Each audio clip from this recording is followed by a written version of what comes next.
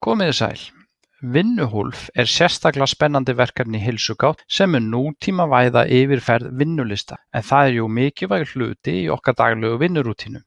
Þörfin á vinnuhólfi byggir á vandamálum sem allir þekkja og við ætlum nú að skoða. Vinnulistar sem læknir þarf að fara yfir í dag eru nokkrir, en þar eru yfirfarin til dæmis óstaðfestar nótur, rannsóknarniðurstöður og skilabúð. Á hverjum lista eru atriði sem þarf að opna í öðrum glugga til að skoða, smella á til að staðfesta og svo fara tilbaka aftur í vinnulistan, en þetta kostar fjölda músaklikka og margföldunaráhrifin fyrir langa vinnulista valda mikilli sóun. Ég sem vinn á bráðamóttöku get auðveldlega haft 30 til 40 atriði til að fara yfir eftir vaktina og þó ég sé sæmilega tölvuvanur tekur þetta 30 mínútur að fara yfir, eða 10 klukkstundir á mánuði.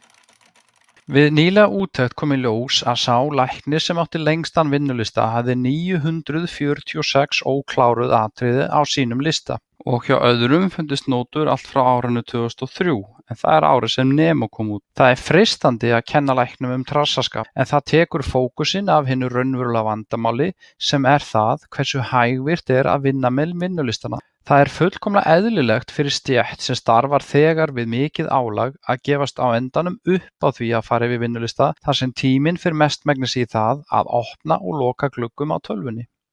Vegna þessa safnast upp mikill fjöldi óklárara verka eins og læknabréf sem ekki send fyrir mörgum mánuðum eftir útskrift eða óyfirfarnar rannsóknarniðurstöður sem tínast í svarthólið. Engin leið er að greina fjölda alvarlegra atvika vegna þessa en reglulega rata þau í fjölmiðla og endurspegla þannig alvarleika vandans. Hér kristallast annar meiriháttar galli á núverandi vinnulistum, en þeir eru eins og áður segir svarthól, þar að segja atriði geta setið óstaðfest í mörg ár þar sem engin virkni eða flöggun á sér stað eftir því sem atriði eldast og færast aftur í listanum. Læknir sem fer í frí eða skiptir deild skilur því eftir sig óvaktaðan vinnulista.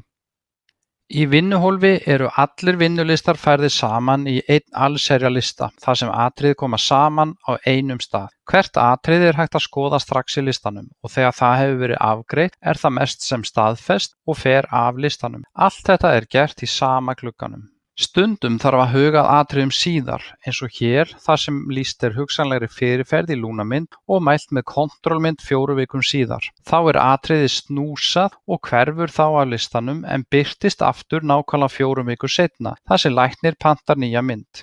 Þannig leysum við vandamál sem starfsfólk spítalans reynir daglega að leysa með hvers konar plástrunum eins og tossamiðum sem finnast svo í þvottahúsum spítalana eða tímabókunum til þess eins að fara yfir niðurstöður.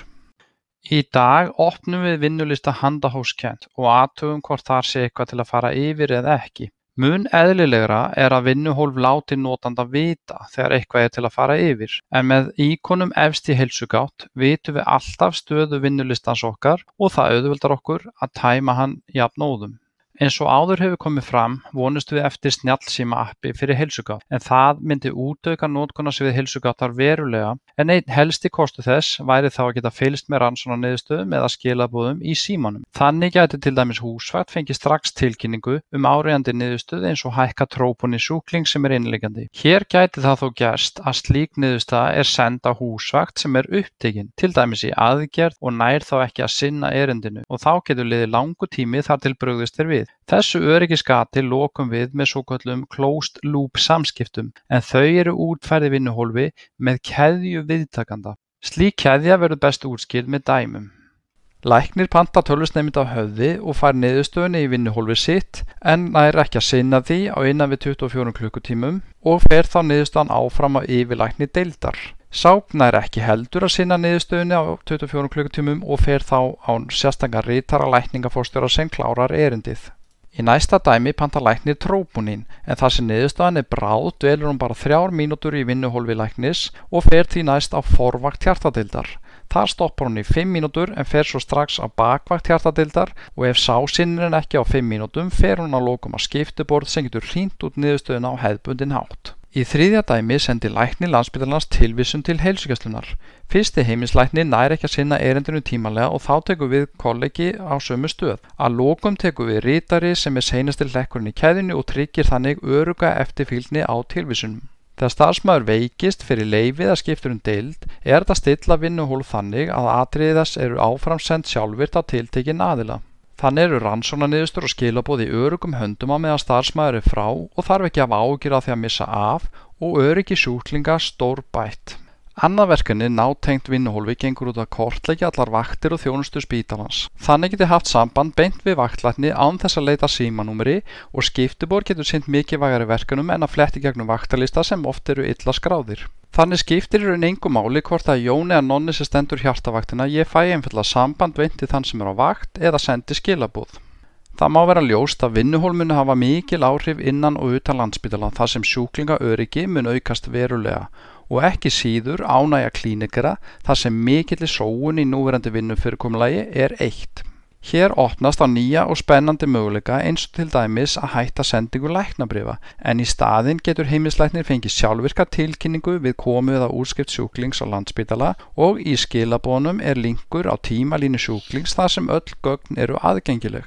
Þannig sparast mikill tími lækna og ritara á verki sem er að mestu leyti sóun þar sem það er ekkert annað en samantekt á gögnum sem eru þegar aðgengileg. Fyrir stjórnendur myndi bætast við hér mikilvægt gæðatól en til dæmis er hægt að fylgjast með í rauntíma niðurstöðum rannsókna og hvar þær eru að safnast upp eftir starfsmönnum eða deildum og þannig greina fljótt flöskuhálsa til að setja resursa þanga sem þeirra er þörf. Að lokum að nefna regluvél en hún er eins og viti sem allan sólarhringinn og hverju einustu mínútu vaktar öll gildi og skráningar fyrir sjúklinga spítalans. Þannig er þetta að finna afbrigðilegar niðurstöður langt fyrir en er gert í dag og viðeigandi vakt látin strax vita. Það getur verið til dæmis mikið lækkað natríum þar sem viðeigandi húsvakt er látin vita strax. Þá getur regluvél gegnum ICD-kóða þekkt mildislausa sjúklinga og sé strax þegar þeir koma inn á spítalann með hita en þá skiptir miklu máli að gefa sýklalyf sem allra fyrst til að lækka dánatíðni. Nýleg rannsókn erlendis sýndi að þegar slík einföld tæknilausn var innleidd á spítala lækkaði dánatíðni sepsis alltaf 43%. Slík niðurstaða væri forsíðufrétt af helstu blöðum ef væri að ræða nýtt lyf. Annað dæmi væri niðurstaða sýklaræktunar þar sem næmi passar ekki við upprunalega valið sýklalyf. Nú þar með lýkur kynningu minni á vinnuhólfi, en það er eins og svo mörg önnur verkefni í heilsugátt hluti af framtíðarsýn þar sem litla breytingar sem fer lítið fyrir munu hafa mikil áhrif út í heilbrigðiskerfið til að bæta þjónustu, auka öryggi og eyða sóun. Takk fyrir.